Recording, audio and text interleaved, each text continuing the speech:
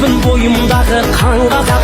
Мен қазақпын, мен шырқайтын ән қазақ. Бір Қазақ елі армысыз. Мына Тракстапта Шерхан деген бауырымызды кездестіріп қалдым. Шерхан, өзіңді таныстырып өт. Ассалаумағалейкум қазақ елі. Атым Шерхан Болар. Көкшетаудан боламын. Америкада 7 жыл бойы тұрмын. Траковый индустрияда жұмыс істеймін. Трак драйвер, компани драйвер.